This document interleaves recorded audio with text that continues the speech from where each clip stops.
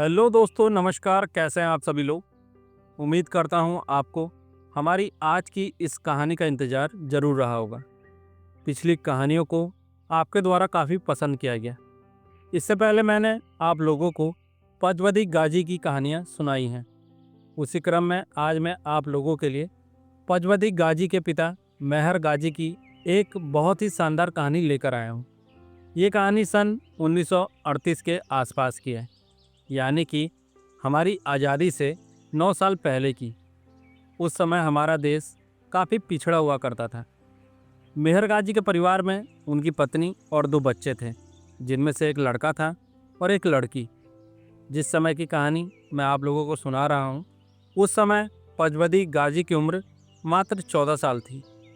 दोस्तों, मैंने पहले भी आप लोगों को बताया था कि मेहर गाजी ने भी लगभग 50 आदमखोरों को मारा था। इसलिए उनके पास जंगल और जंगली जानवरों के बारे में बहुत ज़्यादा विस्तृत जानकारी थी। वो अपने परिवार के साथ काफ़ी खुश थे और वो अपने परिवार का पेट पालने के लिए वहाँ के फॉरेस्ट डिपार्टमेंट में नौकरी भी किया करते थे। कभी कभार जब समय मिलता तब ये अपने पालतू जानवरों को चराने के लिए जंगल में भी ले जाते थे। उनके गांव के पास में ही जंगल से सटा हुआ एक बहुत बड़ा इमली का पेड़ था। ये बहुत ज़्यादा प्रसिद्ध पेड़ था। इसे लोग एक लैंडमार्क की तरह प्रयोग करते थे। अधिकतर दिन के दोपहर के समय अपने जानवरों के साथ जंगल में आए चरवाहे इसी पेड़ की छांव में आराम करते थे। एक दिन जब मेहर गाजी अपने जानवरों के साथ यहाँ पर आए थे, तब उन्होंने अपने जानवरों को जंगल की तरफ हाँक दिया था और वो खुद इमली के पेड़ के नीचे अपने दोस्तों के साथ बैठकर गप्पे मार रहे थे। यहाँ पर बैठे उन्हें 1 घंटे से ज़्यादा समय हो चुका था। तभी एक आदमी उनके पास पहुँचा, जो एकदम घबराया हुआ था। पास आकर उसने मेहर गाजी को बताया कि मेहर, तुम्हारी गाय पर टाइगर ने अटैक किया है। ये सुनते ही वो सभी लोग उस तरफ दौड़ पड़े जिस तरफ टाइगर ने गाय पर हमला किया था। जब ये लोग घटनास्थल पर पहुँचे तो उन्होंने देखा वो टाइगर गाय के ऊपर बैठा हुआ था और गाय जमीन पर गिरी पड़ी थी। टाइगर ने जबड़े से गाय की गर्दन को जकड़ रखा था, जिसके कारण गाय का दम अब घुटने लगा था और उसकी आंखें ऐसी लग रही थी जैसे वो बहुत बड़ी हो गई थी और वो बाहर निकलने ही वाली थी। गाय खुद को टाइगर से छुड़ाने के लिए प्रयास कर रही थी, लेकिन ऐसा लग रहा था वो बहुत थक चुकी थी और उसने हार मान ली थी। दुर्भाग्यवश उस समय मेहर गाजी के पास उनकी राइफल नहीं थी, लेकिन फिर भी उन्होंने टाइगर को वहाँ से भगाने के लिए चिल्लाना शुरू किया और टाइगर पर पत्थर फेंके, लेकिन टाइगर वहाँ से हटने का नाम ही नहीं ले रहा था। लेकिन मेहर गाजी भी कहाँ पीछे हटने वाले थे। वो टाइगर को भगाने के लिए उसके एकदम पास पहुँच गए। जब टाइगर ने देखा कि ये आदमी उससे डर नहीं रहा है, तब वो टाइगर गाय को छोड़कर पीछे हट गया। मेहर ने देखा वो गाय अपनी अंतिम सांस ले रही थी। मेहर के मवेशियों में ये एक इकलौती गाय थी जो दूध देती थी, लेकिन आज टाइगर ने इस गाय को भी अपना शिकार बना लिया था। इससे पहले भी इस टाइगर ने कई सारे पालतू मवेशियों को अपना शिकार बनाया था और यहाँ के लोग इस टाइगर से त्रस्त हो चुके थे। लेकिन गनीमत की बात यही थी कि इसने अभी तक किसी भी इंसान पर हमला नहीं किया था। आज भी मेहर गाजी को अपने पास आता देख ये टाइगर वहाँ से हट गया था, लेकिन थोड़ी देर में ये टाइगर वहीं पर वापस आ गया और यहाँ आकर गुर्राने लगा। लेकिन मेहर गाजी पीछे हटने को तैयार ही नहीं थे। लेकिन टाइगर के हाव भाव देखकर ऐसा लग रहा था जैसे वो बहुत भूखा है और वो किसी भी कीमत पर गाय की लाश को नहीं छोड़ना चाहता है। मेहर के साथियों ने मेहर से कहा कि वो पीछे हट जाए, लेकिन इसके उलट मेहर वहीं रुका रहा और फिर वही हुआ जिसका डर था। टाइगर ने मेहर पर हमला कर दिया और मेहर जमीन पर गिर पड़ा। टाइगर के एक ही वार में मेहर बेहोश हो गया था और ज़मीन पर मुर्दे की तरह गिर पड़ा था। उसके साथियों ने जब देखा कि ज़मीन पर गिरने के बाद मेहर के शरीर में कोई हलचल नहीं हुई, तो उन्होंने भी ये मान लिया कि मेहर टाइगर के एक ही प्रहार में मर चुका है। हालांकि वो लोग टाइगर को दूर भगाने के लिए प्रयास करते रहे, लेकिन टाइगर वहाँ से नहीं भागा। ये लोग मदद मांगने के लिए वापस गांव में आ गए। और गांव से अपने हाथों में लाठी डंडे कुल्हाड़ी जैसे हथियार लेकर वापस टाइगर के पास पहुंच गए। वो टाइगर तब तक पेट भर के मांस खा चुका था, लेकिन उसने सिर्फ गाय के मांस को ही छुआ था। उसने मेहर को नहीं खाया था। पेट भर जाने के बाद अपनी तरफ भीड़ को आता देख टाइगर वहां से खिसक लिया। मेहर जमीन पर बेसुध पड़ा था। मेहर का मुंह जमीन की ओर था और उसके आसपास बहुत सारा खून गिरा था। मेहर का सर खून में सना हुआ था। मेहर को पलटाकर लोगों ने देखा कि मेहर की सांस अभी भी चल रही थी। सर के ऊपर चोट लगने के कारण मेहर बेहोश हो गया था। हालांकि उसके शरीर पर टाइगर के नाखून से काफ़ी गहरे निशान लगे थे, जिनसे खून भी बह रहा था। मेहर को उठाकर तुरंत अस्पताल पहुंचाया गया। डॉक्टर ने उसकी मरहम पट्टी की और अगली सुबह मेहर को होश आ गया। मेहर कहते हैं कि टाइगर के द्वारा किए गए घाव में ऐसा दर्द हो रहा था जैसे उन पर मिर्ची पाउडर छिड़क दिया गया हो। वो लगातार 1 महीने तक अस्पताल में ही भर्ती रहे, तब जाकर उनकी हालत में सुधार आया और वो चलने फिरने लायक हो पाए। उनका चेहरा खराब हो चुका था। वो घाव उनके चेहरे पर जीवन भर रहे। उसके बाद भी उनका जीवन कुछ समय तक सामान्य चलता रहा। फॉरेस्ट विभाग में नौकरी करते हुए उन्होंने तय किया कि वो आदमखोर टाइगरों को मारने के लिए कोई ऐसा तरीका भी खोज निकालेंगे जिसमें शिकारी की जान को खतरा ना हो। और इसी खोज में उन्होंने गन ट्रैप लगाना सीख लिया। गन ट्रैप कैसे लगाया जाता है, इसके बारे में मैं आप लोगों को थोड़ा बता देता हूँ। सबसे पहले ऐसे रास्ते या फिर ऐसी जगह की खोज की जाती है जिस पर टाइगर अक्सर आते जाते हैं। उसके बाद खोज की जाती है ऐसे पेड़ की जिस पर राइफल को बांधा जा सके। राइफल का मुंह जानबूझकर उस रास्ते की तरफ किया जाता है जिस तरफ से टाइगर के आने की उम्मीद होती है। फिर रास्ते के बीच में एक पतला मजबूत धागा बांध दिया जाता है जिसका एक सिरा बंदूक के ट्रिगर से बंधा होता है। जैसे ही टाइगर इस रास्ते से गुजरता है और उसके पैर से धागा खींचता है तो गोली चल जाती है। इस पूरे तंत्र को गन ट्रैप यानी कि बंदूक का जाल कहा जाता है। मेहर गाजी ने भी इसी तरह के गन ट्रैप को लगाना सीख लिया ताकि कम से कम जोखिम उठाकर आदमखोरों को मारा जा सके। टाइगर के हमले के बाद गाजी का चेहरा बुरी तरीके से बिगड़ चुका था। उनकी खुद की बच्ची उनको बहुत दया भाव से देखती थी।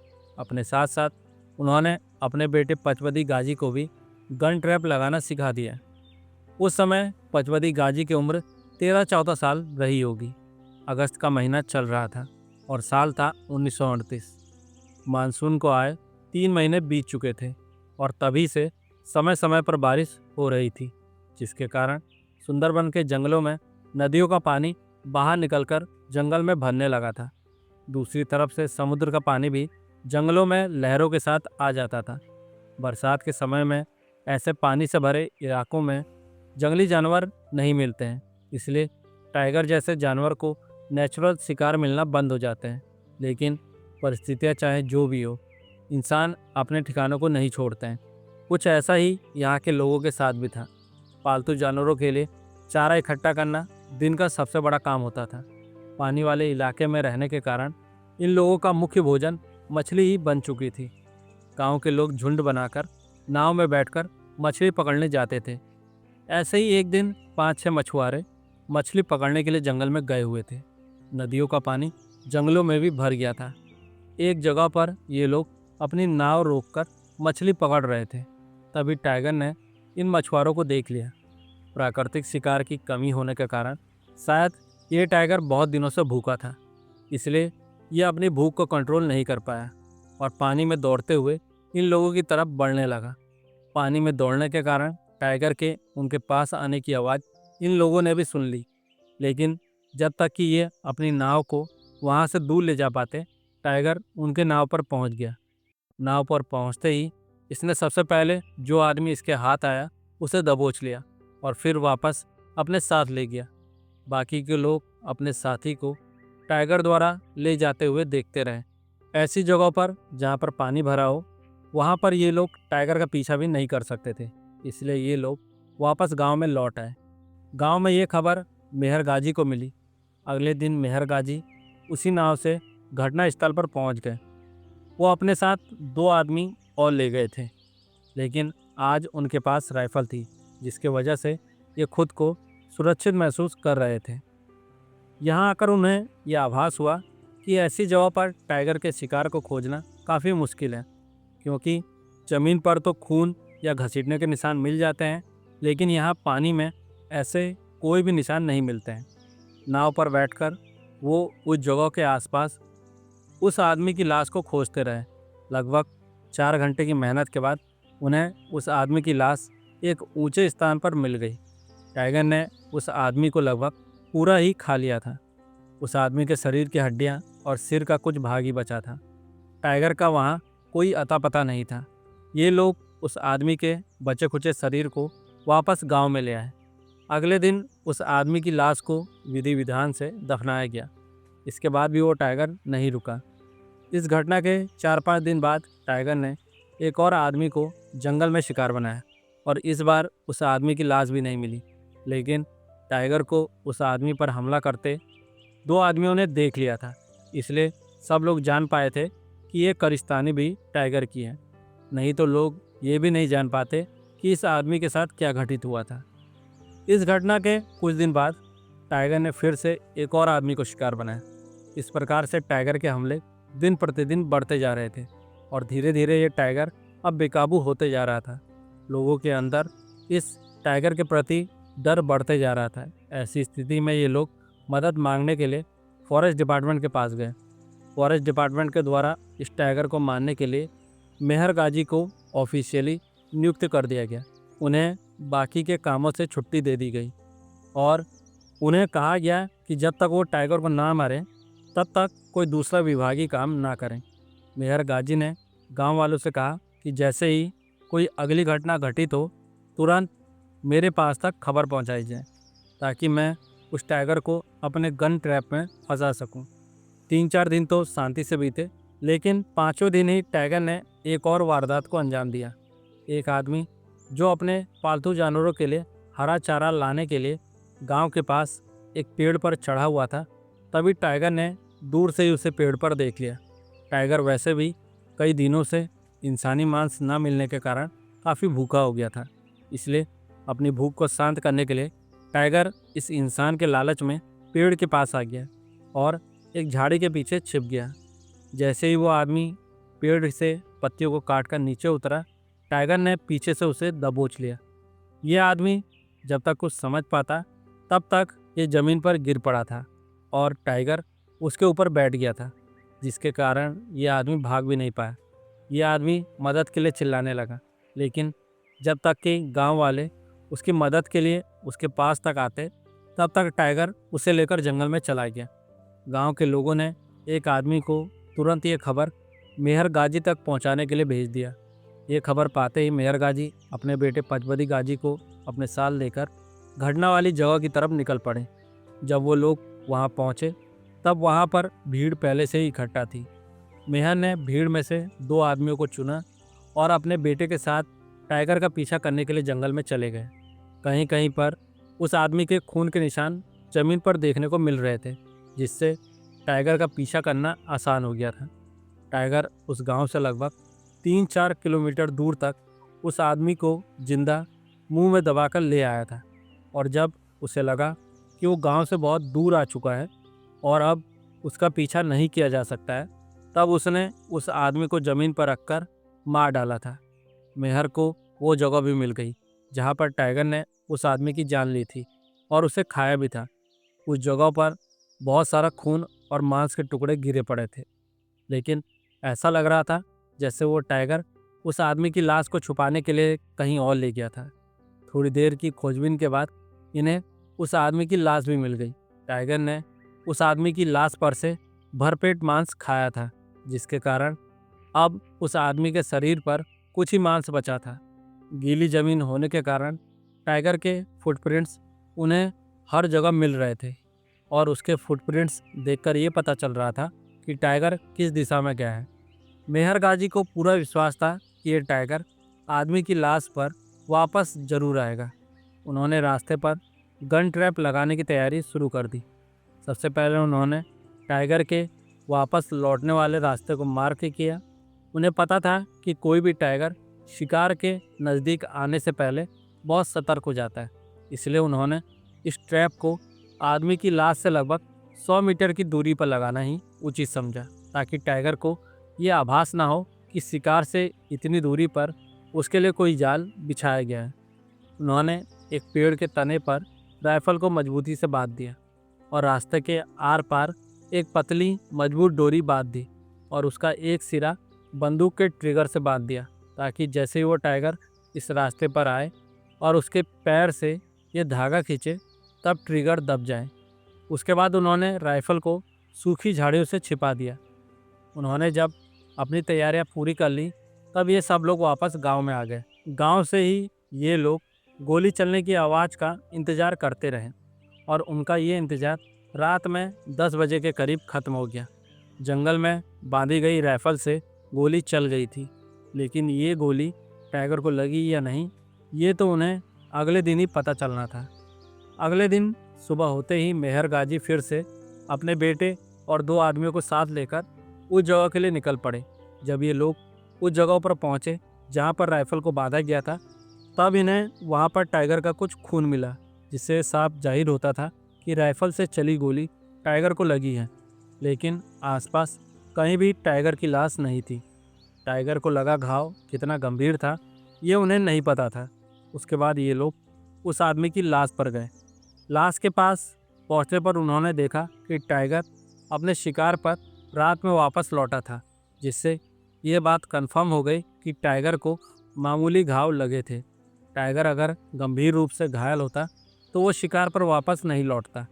मेहर गाजी के लिए अब परेशानी और बढ़ गई थी, क्योंकि घायल आदमखोर टाइगर और ज़्यादा खतरनाक हो जाते हैं। आदमी की लाश पर टाइगर के एक बार पेट भरने लायक मांस अभी भी बचा था, इसलिए इस बात की पूरी उम्मीद थी कि टाइगर फिर से यहाँ पर वापस आ सकता है।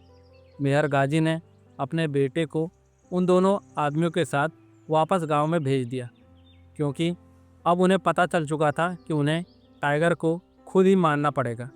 उन लोगों के जाने के बाद मेहर गाजी ने पास के एक पेड़ को चुना जिस पर वो छिपकर बैठ सकते थे, और वो उस पेड़ पर चढ़कर बैठ गए। ये पेड़ एक जामुन का पेड़ था जो लगभग 100 साल पुराना लग रहा था, जिस पर बैठने लायक बहुत सारी मोटी मोटी डालियाँ थी। वो सुबह में 8 बजे के करीब ही पेड़ पर बैठ चुके थे। अक्सर टाइगर दोपहर में अपने शिकार पर वापस लौटते हैं, लेकिन ये टाइगर कोई मामूली टाइगर नहीं था। ये आदमखोर टाइगर था, और आदमखोर टाइगर्स की हरकतें बहुत अलग होती हैं। मेहर यहाँ बैठ तो गए थे, लेकिन टाइगर यहाँ कब लौटेगा इस बात का उन्हें भी पता नहीं था। अगर टाइगर दोपहर तक ही यहाँ पर वापस आ गया तब तो ठीक है, नहीं तो इन्हें भूखे प्यासे पूरी रात यहाँ पर बैठना पड़ सकता है। और ये बात मेहर गाजी अच्छी तरीके से जानते थे। और कोई दूसरा आदमी होता तो वो अपने साथ खाने पीने की चीज़ें भी लाया होता, या फिर गांव से कुछ चीज़ शाम तक मंगा सकता था। लेकिन मेहर गाजी ने मन में ठान लिया था कि आज कैसे भी वो इस टाइगर को मारकर ही पेड़ से नीचे उतरेंगे। पूरी दोपहर बीत गई, लेकिन टाइगर आदमी की लाश पर नहीं आया, और अब धीरे धीरे आसमान में बादल घिरते जा रहे थे और ऐसा लग रहा था जैसे ज़ोरदार बारिश होने वाली है। शाम को 4 बजे वहाँ पर ज़ोरदार बारिश शुरू हो गई, और जैसे ही बारिश शुरू हुई पूरे जंगल में बारिश की आवाज़ गूंजने लगी। मेहर पेड़ पर बैठे बैठे भीग चुके थे। आसमान में बिजली चमक रही थी, और जब मेहर गाजी ने मान लिया था कि अब टाइगर इस बारिश में भीगते हुए अपने शिकार पर वापस नहीं आएगा, तभी मेहर ने देखा कि टाइगर वहाँ पर आ चुका है और वो अपने शिकार पर पहुँच चुका था। कोई सामान्य टाइगर होता तो वो खुद को बारिश से बचाने के लिए छुप गया होता, लेकिन इस आदमखोर टाइगर की हरकतें एकदम बदल चुकी थी। इस टाइगर को देखते ही मेहर गाजी समझ गए कि ये वही टाइगर है जिसने लगभग 7-8 महीने पहले उनकी गाय को मारा था और उन्हें भी घायल किया था। मेहर गाजी को शुरुआत से ही शक था कि ये वही टाइगर हो सकता है, लेकिन अब इस टाइगर को देखकर वो एकदम पहचान चुके थे। इस टाइगर को मारने से उनके खुद का व्यक्तिगत बदला भी आज पूरा हो जाएगा। उन्होंने टाइगर को शिकार पर वापस जाने दिया, और जैसे ही वो टाइगर शिकार पर बैठा, मेहर ने टाइगर पर गोली चला दी। गोली चलते ही टाइगर समझ नहीं पाया कि ये गोली उसे कहाँ से लगी है, इसलिए टाइगर वहाँ से भागा नहीं और कुछ ही सेकंड्स के भीतर मेहर गाजी ने दूसरी गोली भी टाइगर के शरीर में उतार दी। एक भरे पूरे टाइगर को मारने के लिए मेहर द्वारा चलाई गई 2 गोलियां पर्याप्त थी। दूसरी गोली लगते ही टाइगर के शरीर से खून की धार फूट पड़ी, जो बारिश के पानी के साथ मिलकर फैल रही थी। टाइगर कुछ देर तक वहीं पर लेटे लेटे तड़पते रहा। मेहर पेड़ से नीचे उतर आए। वो चाहते थे कि वो टाइगर मरते समय उन्हें देखे और उसे समझ में आ जाए कि उसे मेहर गाजी ने क्यों मारा है। संभवतः टाइगर ने भी मरने से पहले मेहर गाजी को पहचान लिया था। इस तरह मेहर गाजी ने इस खूंखार आदमखोर का अंत किया। गांव वालों को सुरक्षा देने के साथ साथ उन्होंने अपना व्यक्तिगत बदला भी पूरा कर लिया था। इसके बाद मेहर गाजी बारिश में भीगते हुए ही वापस गांव में आए और वहां से कुछ लोगों को अपने बेटे पचबजी गाजी के साथ टाइगर की लाश को वापस गांव में लाने के लिए भेज दिया। साथ ही उस मारे गए अंतिम मानव शिकार को भी जंगल में से वापस लाया गया ताकि उसका अंतिम संस्कार किया जा सके। इस टाइगर की लंबाई लगभग 7.5 फीट थी और ये वास्तव में एक बहुत सुंदर मेल टाइगर था। देखने में ये पूर्ण रूप से स्वस्थ लग रहा था। गन ट्रैप से चली गोली इस टाइगर के पिछले पैर पर लगी थी।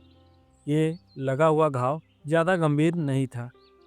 सुंदरबन के टाइगर्स के बारे में कहा जाता है कि यहाँ की परिस्थितियाँ कुछ ऐसी हैं कि यहाँ पर कोई भी सामान्य टाइगर आदमखोर बन जाएगा।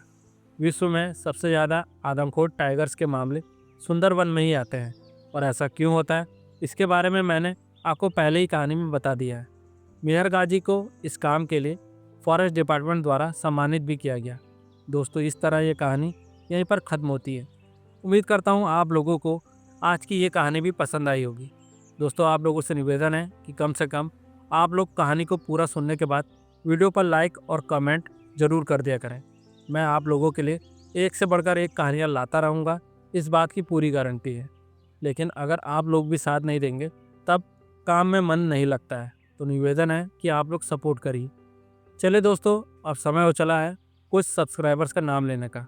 उनके नाम हैं मोहम्मद खुर्शीद रब्बानी गया बिहार से, तेजा सिंह, कृष्णदेव, नीतू घाटोवर आसाम से, निखिल कुमार कुरुक्षेत्र से, सुभाष चंद्र साहू, भोला यादव, राजेश रेसलर, हेनरी, दीपिका जरीवाला, सुरेंद्र ठाकुर, रोहित मरांडी, सीमा वर्मा, अंजलि चौहान और विजेंद्र पवार। आप सभी लोगों का बहुत बहुत धन्यवाद। दोस्तों, मैं एक वीडियो में सभी कमेंट करने वालों का नाम नहीं ले पाता हूँ, इसलिए जिनका नाम एक वीडियो में नहीं आता है वो लोग नाराज़ ना हो। अगली वीडियो में उनका नाम ज़रूर लिया जाता है। चलिए दोस्तों, इसी तरह इन कहानी को एंजॉय करते रहिए। बहुत जल्द एक और नई कहानी के साथ हम मिलते हैं। तब तक के लिए नमस्कार, शुभ रात्रि।